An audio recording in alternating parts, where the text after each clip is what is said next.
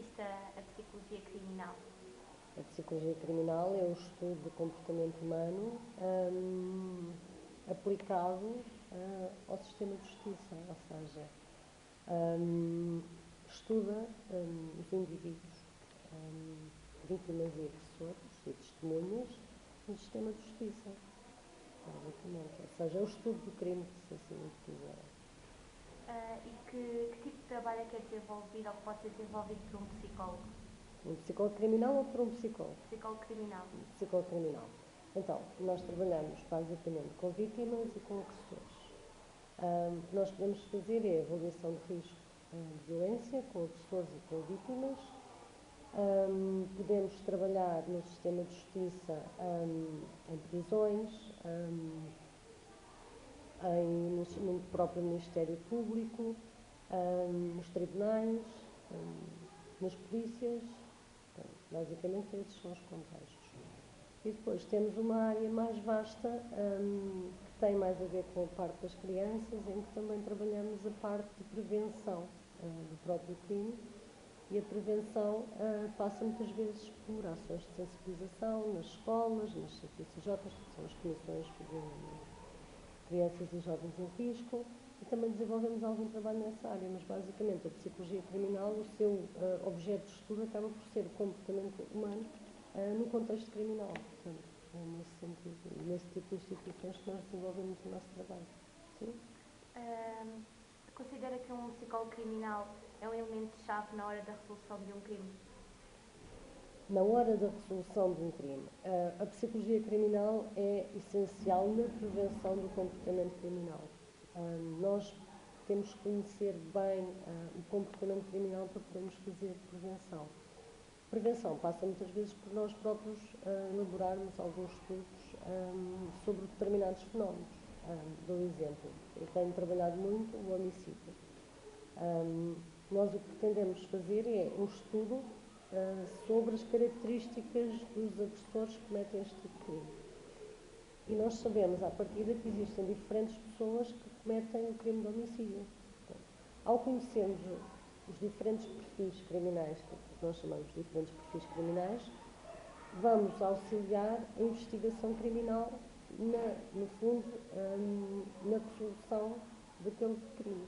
Mas por trás temos que ter um conhecimento prévio do que é que motivou aquele indivíduo a cometer aquele crime. E quais é que são os principais métodos e técnicas usadas? Nós utilizamos entrevistas, quer agressores, quer a vítimas, e depois aquilo que nós fazemos é, dependendo de cada caso, dependendo de cada crime, dependendo se estamos a estudar vítimas ou se estamos a intervir com vítimas ou se estamos a intervir com agressores, nós vamos selecionar os instrumentos da avaliação psicológica forense que são mais adequados para cada caso. Nomeadamente, claro que precisamos de alguns instrumentos da clínica, da psicologia clínica, para nos auxiliar, mas já existem instrumentos específicos de avaliação no contexto forense. Portanto, nós tentamos procurar esse tipo de instrumentos, que são instrumentos normalmente que nós chamamos checklists, de avaliação de risco, por exemplo, de avaliação da psicopatia, de perturbações de personalidade, mas, para além da entrevista, tentamos sempre utilizar instrumentos da área da psicologia clínica, mas também da área da psicologia forense. Pode dar-nos exemplos de situações específicas em que um psicólogo criminal pode intervir? O que é que vocês entendem por situações específicas? Casos específicos?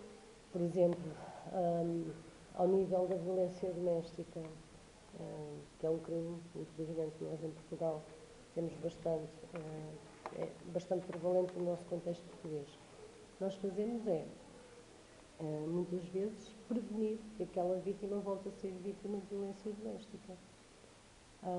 Dou um exemplo que é, nós fazemos avaliação das vítimas e dos agressores, ou seja, das vítimas deste crime, que são vítimas dos seus maridos, companheiros, e avaliação dos próprios agressores, com vista a que o Tribunal, ou que o Ministério Público, atribua uma medida de coação dependente de cada caso. Ou seja, as nossas avaliações são muito importantes no sentido de prevenir que aquela vítima seja novamente agredida. Nós vamos auxiliar o sistema de justiça a intervir junto desses casos. Esse é um contexto específico. Outro contexto é prisões, por exemplo. Muito importante, nós fazemos avaliação de risco. Quando um recluso que está a cumprir uma pena por um crime, por exemplo, de abuso sexual de menores ou de violação, nós sabemos que a partir desse tipo de indivíduos reincidem no comportamento criminal. É muito importante nós intervirmos com esse indivíduo no sentido de quando ele voltar à comunidade, ou seja, quando ele for solto, quando sair da prisão, que não volte a reincidir. Isto são casos ou situações que nós podemos intervir muito especificamente nestas situações.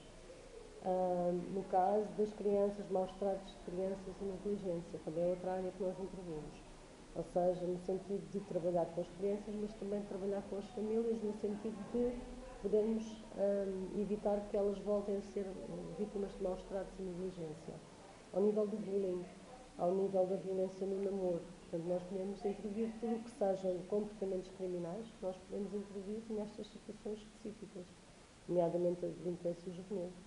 É outra área que nós podemos intervir, ou seja, tudo o que envolva comportamentos desviantes ou comportamentos antissociais ou comportamentos que nós chamamos de disruptivos ou o próprio comportamento criminal, ou seja, nós podemos intervir antes que o crime aconteça, mas também podemos intervir após o crime para que não volte a acontecer.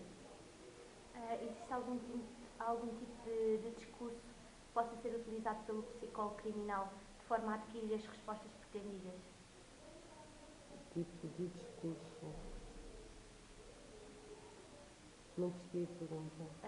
Se há alguma forma de falar, se o psicólogo tem... Sim, nós temos técnicas, temos técnicas diferentes. Nós temos técnicas diferentes se estamos a intervir com crianças, se estamos a intervir com adolescentes, se estamos a intervir com agressores adultos ou com vítimas.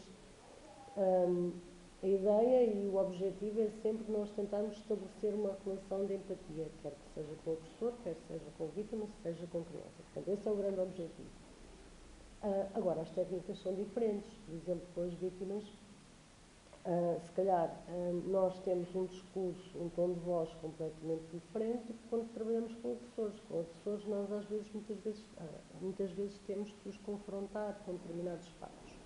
Nós sabemos à partida que quem comete crimes nunca ou raramente assume na totalidade o seu comportamento criminal. E aquilo que nós fazemos é, muitas vezes, confrontar o indivíduo com as provas, com os factos que existem sobre o crime que ele cometeu. Claro que é diferente trabalharmos com crianças e trabalharmos com adultos.